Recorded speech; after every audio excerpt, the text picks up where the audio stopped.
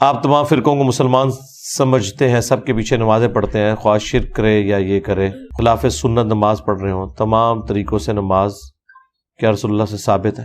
دیکھیں ان ٹاپکس کے اوپر تو میری پوری ویڈیوز ہیں، آپ ایک تفصیلی ویڈیو دیکھ لیں، شرک والے امام کے پیچھے نماز پڑھنا، اس میں نے پوری ڈاکٹرن بیان کی ہوئی ہے۔ صحیح بخاری کے اندر 694 نمبر حدیث ہے کہ عنقریب ایسے امام آئیں گے جو تمہیں غلط نمازیں پڑھائیں گے، تم ان کے پیچھے نماز پڑھ لینا، ان کی غلطی کا وبال انہی پر ہوگا۔ اور اس سے اگلی جو حدیث ہے صحیح بخاری میں 695 نمبر، حضرت عثمان غنی رضی اللہ تعالیٰ عنہ کو جب باغیوں نے، بلوائیوں نے محصور کر دیا تو لوگوں نے پوچھا کہ ہم ان کے پیچھے نماز پڑھ لیں کیونکہ مسجد پہ ان کا قبضہ ہے، تو انہوں نے کہا نماز ایک مسلمانوں میں نیکی کا کام ہے، نیکی کے کاموں میں ان کا ساتھ دو اور برائی میں ان سے الگ رہو۔ تو اس حدیث کے اوپر امام بخاری نے باب باندھا ہے، باغی اور بدعتی کے پیچھے نماز پڑھنے کا حکم، یعنی حضرت عثمان غنی رضی اللہ تعالیٰ عنہ سے یہ فتویٰ انہوں نے نقل کیا۔ اب یہ کہنا کہ وہ باغی تھے، بدعتی تھے، مشرک تو نہیں تھے، یہ تو بعد میں بات ہوگی۔ پہلے تو یہ ہے کہ آپ کو جو بتایا گیا کہ بدعتی کے پیچھے نماز نہیں ہوتی، اور بدعتی کا نہ اللہ تعالیٰ کو فرض قبول کرے گا نہ نفل قبول کرے گا، یہ حدیث تو تھی، تو یہ ساری باتیں حضرت عثمان کو تو پتہ تھی، پھر بھی انہوں نے کہا نماز ہو جاتی ہے۔ آپ کے نزدیک تو بدعتیوں کے پیچھے بھی نہیں ہوتی، آپ کی ڈاکٹرن تو گئی، ٹھیک ہے۔ اب رہ گیا جو کلمہ گو مشرک ہے، تو چونکہ کلمہ گو ہے، اہل قبلہ ہے، نبی الاسلام کو خاتم النبیین مانتا ہے، اگر تعویل کی کہیں غلطی لگی ہے تو بس اس کی اصلاح کی آپ کوشش کریں گے۔ اگر آپ اسے کافر ڈکلیئر کر دیں گے پھر آپ اسے کیا دعوت دیں گے؟ اس سے تو کوئی اینڈ رزلٹ نہیں نکلے گا، اور یوں آپ کرالریز بنانا شروع کر دیں تو اس کا تو اینڈ ہی کوئی نہیں ہے، سیدھی سی بات ہے۔ دیکھیں کل تک یہ لوگ کہتے تھے کہ شیعہ کافر ہیں کیونکہ صحابہ کو گالیاں نکالتے ہیں، جب ہم نے بنو امیہ سے گالیاں ثابت کی ہیں اب انہوں نے اپنا فتوی ہی واپس لے لیا، کہتے ہیں نہیں صحابہ کو گالی دینے سے کافر تو ہوتا ہی نہیں ہے، پہلے تو ہوں سی تھوڑی ہر گل ہی جعلی نکلی، کوئی گل بھی تھوڑے بابیاں دی صحیح نہیں نکلی، سارے فتوے 2 نمبر نکلے، کیونکہ وہ سروائیو ہی نہیں کر سکے نا، پڑھے لکھے بندے سے رابطہ پڑ گیا۔ پڑھے لکھے بندے سے جب آپ کا واسطہ پڑے گا تو آپ کے فتووں کے ساتھ یہی کچھ ہوگا۔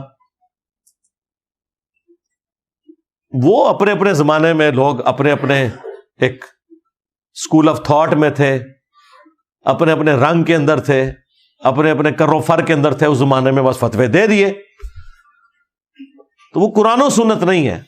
کسی امام کا کوئی فتویٰ کہ فلاں کے پیچھے نماز ہوتی ہے نہیں ہوتی، چاہے وہ امام بخاری ہو، امام احمد بن حنبل ہو، یا آج کا کوئی امام کعبہ ہو،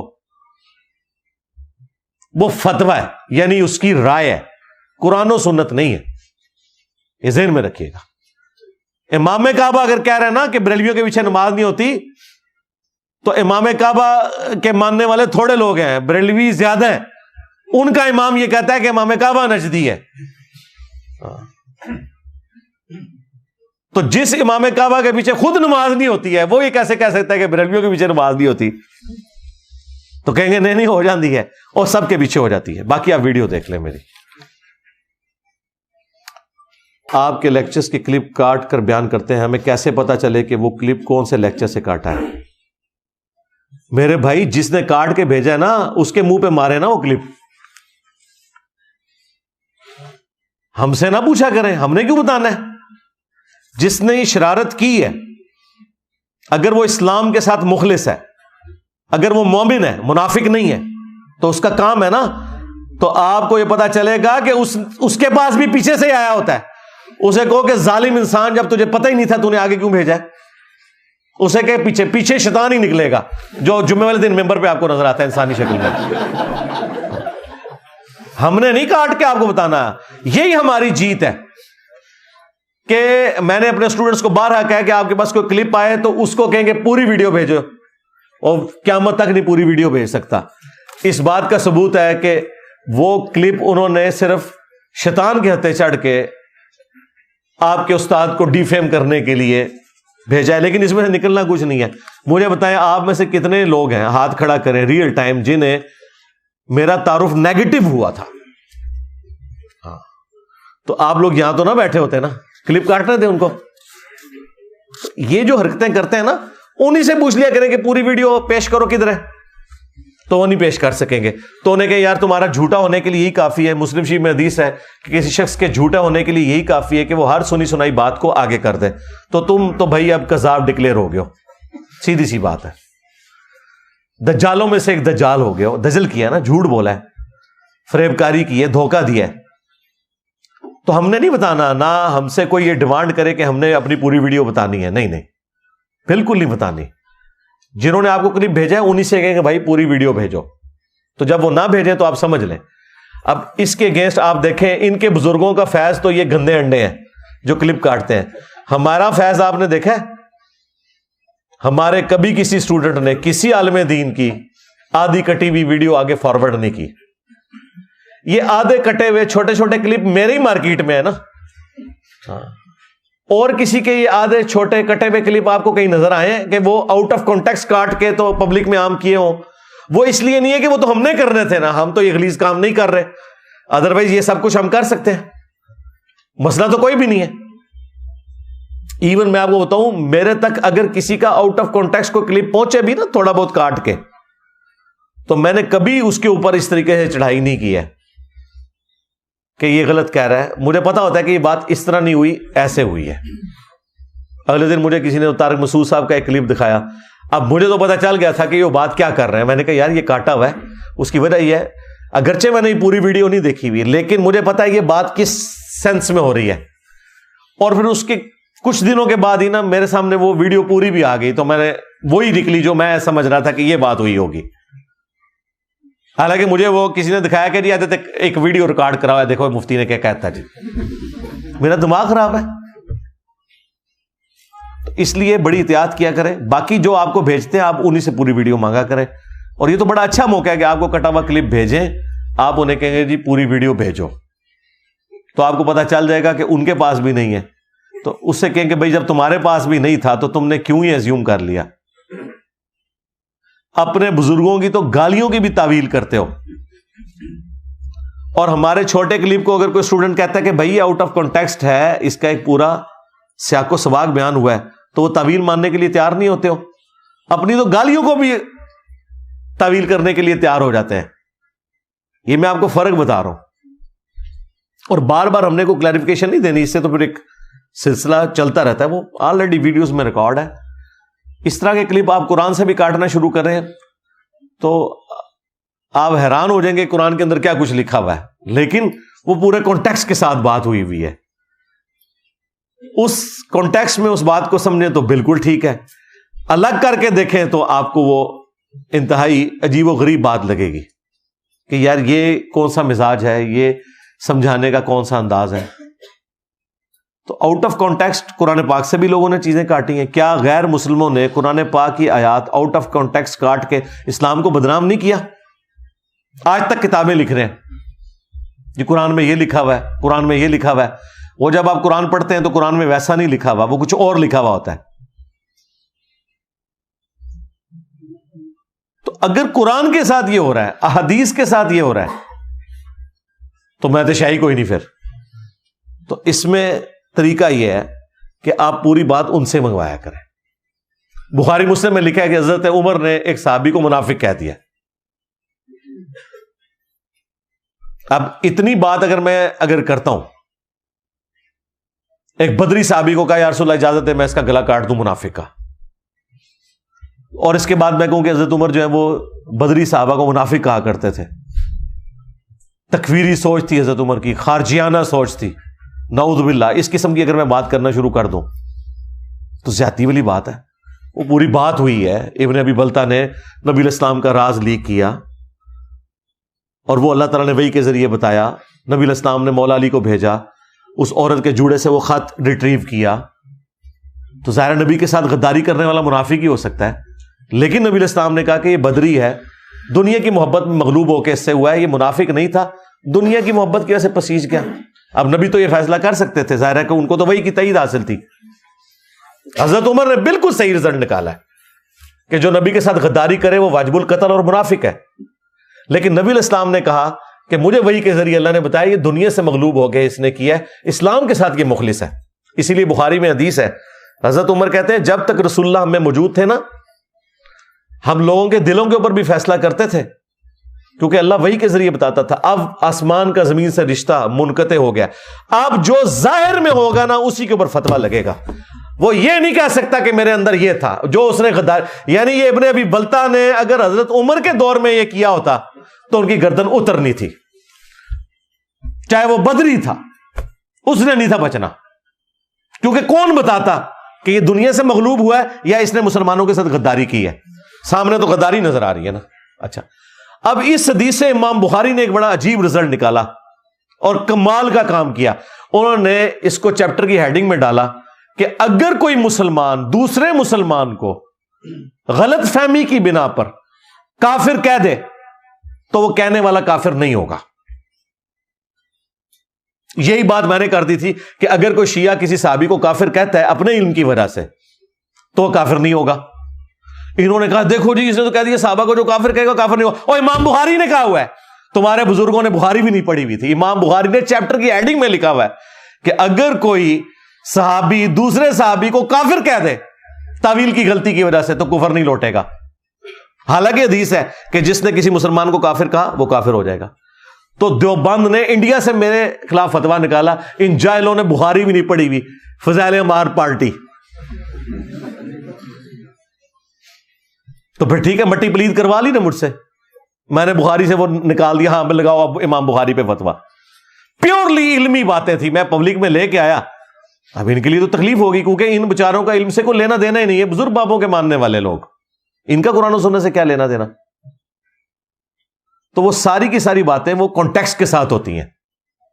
ہاں، میں حضرت ابوبکر عمر عثمان رضی اللہ عنہم اجمعین علیہم السلام اجمعین کو صحابی مانتا ہوں. میں اگر انہیں کافر کہتا ہوں تو میں کافر ہو گیا، کیونکہ میں انہیں مسلمان سمجھتا ہوں.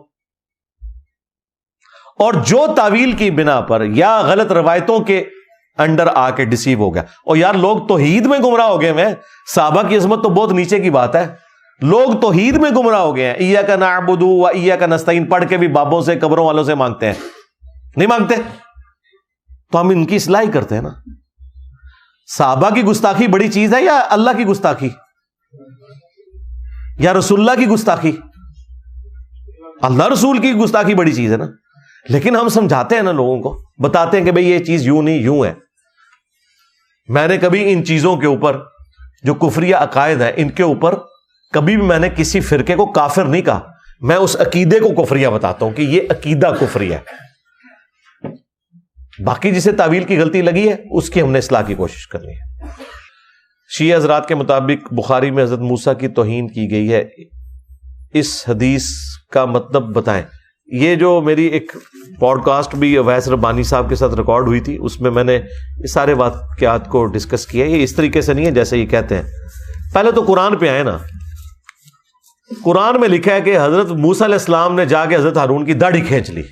یہ بخاری میں لکھا ہوتا تو انہوں نے کہنا تھا دیکھیں جی کتنی توہین ہو گئی ہے، یہ کیسے ہو سکتا ہے کہ نبی جو ہے وہ دوسرے نبی کی داڑھی کھینچے. ویسے یہ ہو سکتا ہے ایسے؟ ہم تو ایک دوسرے کی داڑھی کھینچنے کو غصے میں غلط سمجھتے ہیں. بھائی بشری تقاضا سا ہو گیا. اس طرح کے کئی بشری تقاضے قرآن میں انبیاء کرام کے رپورٹ ہوئے ہیں. اب اس طرح کے جو بشری تقاضے ہیں ان کو بنیاد بنا کے یہ کہنا ان کی توہین ہوگی، یہ بالکل غلط ہے. تو وہ پوڈ کاسٹ میرا انہوں نے ابھی اپلوڈ نہیں کی ہے، اس میں میں نے اس قسم کی ساری جو چیزیں تھیں وہ ڈسکس کی ہوئی ہیں. ویسے مختلف کیا صحیح بخاری 100% صحیح ہے، یہ میرا ایک کلپ ہے وہ دیکھ لیں، اس میں میں نے ان واقعات کو ڈسکس کیا ہے. فی الوقت آپ کے لیے اتنی کافی ہے. قرآن میں لکھا ہے کہ حضرت ہارون علیہ السلام کی داڑھی کھینچی تھی حضرت موسیٰ علیہ السلام نے غصے میں. جب وہ کوہ طور سے واپس آئے تو بچڑے کو رب جو مانا ہوا تھا جن لوگوں نے، کیونکہ ان کو وہ نائب بنا کے گئے تھے، تو ذرا اس کا بتائیں اس کا کیا کرنا ہے. تو یہ دیکھیں آئے مائے شائیں ان کی.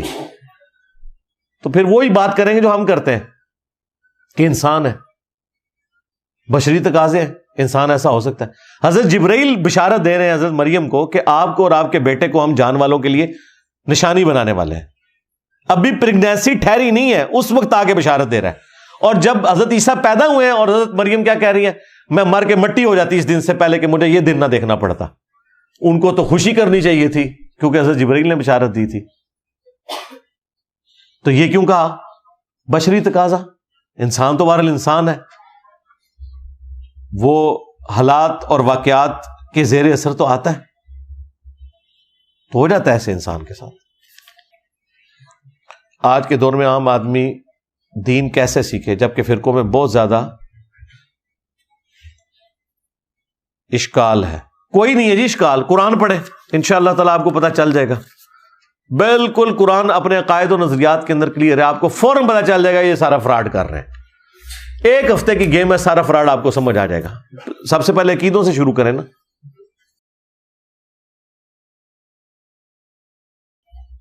جو مولوی اپنی کتابوں کے انکاری ہیں، جب کتابوں میں گستاخیاں دکھائی جائیں تو ان کو کیسے جواب دیں؟ کوئی انکاری نہیں ہے، شیعہ کے علاوہ تو میں نے کوئی انکاری نہیں دیکھے، اسی لیے میں شیعہ کی گستاخیاں ہائی لائٹ بھی نہیں کرتا۔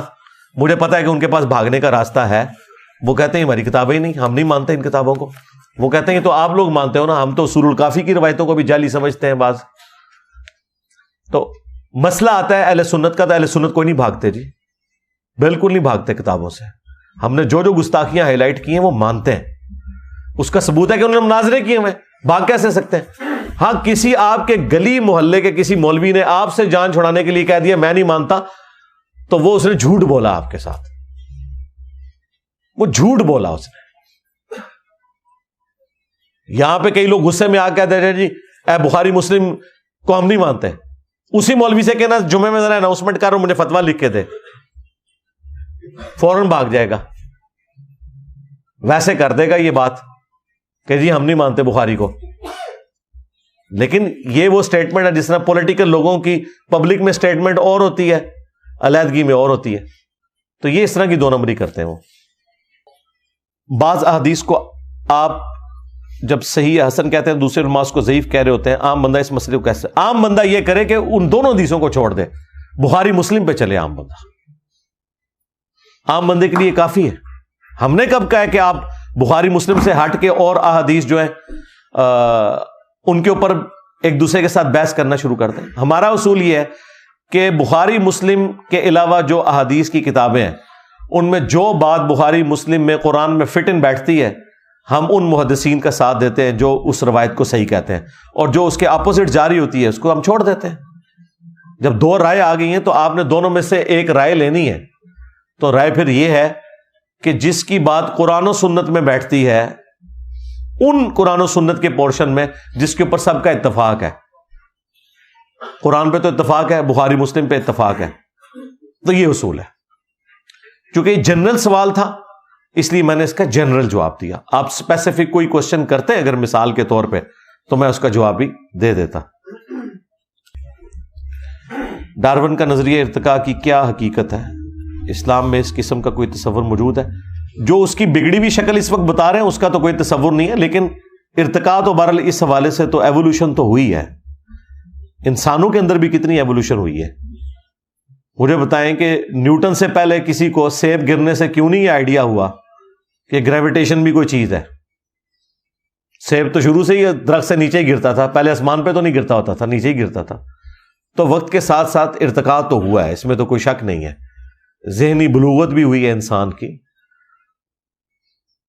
ایویشن کی ہسٹری بھی آلموسٹ 100 سال پرانی ہے۔ پہلے تو لوگ ہوا میں نہیں اڑ سکتے تھے، نہ بزرگ اڑ سکتے تھے نہ غیر بزرگ اڑ سکتے تھے۔ اچھا یہ جو کہتے ہیں بزرگ اڑتے تھے، انہوں نے بوئنگ جہاز کیوں نہیں بنا لیا یار؟ اونٹ بنا کے دس دو، سارے بزرگ مل کے بوئنگ جہاز تے چھڑ دو، اللہ دو بندے ہو، اس کا ایک پرزہ نہیں یہ لوگ بنا سکتے۔ یہ مجھے پتا ہے کتنی کمپلیکس ٹیکنالوجی ہے، وہ کیا سائنس اس کے پیچھے انوالو ہے، اس میں جو مٹیریل یوز ہوتے ہیں وہ کیسے ہیں، ان کو تو پتہ ہی نہیں کسی چیز کا۔ تو وہ والا نظریہ کہ انسان جو ہے وہ بندروں کی اولاد ہے، یہ والا معاملہ تو بالکل غلط ہے۔ باقی جو ایوولوشن والا معاملہ ہے وہ کسی درجے میں ہوا ہے۔ ایوولوشن اور انجینئر محمد علی مرزا لکھیں تو میری ویڈیو کھل جائے گی۔ جی آپ کا پورا یہ تھدا اللہ کے فضل سے میں نے ختم کر دیا۔ آپ میں سے اگر کسی نے کوئی پرچی آگے بھیجی اور میں نے نہیں پڑھی، اور وہ ممبر پہ بیٹھنے سے پہلے، کیونکہ ممبر پہ بیٹھنے کے بعد تو فرشتے بھی رجسٹر بند کر دیتے ہیں، تو یعنی رجسٹر بند ہونے سے پہلے اگر کسی کی پرچی میں نے نہ پڑھی ہو تو وہ مجھ سے ہاتھ کھڑا کر کے پوچھ سکتا ہے کہ آپ نے میری پرچی نہیں پڑھی؟ نہیں ہے جی.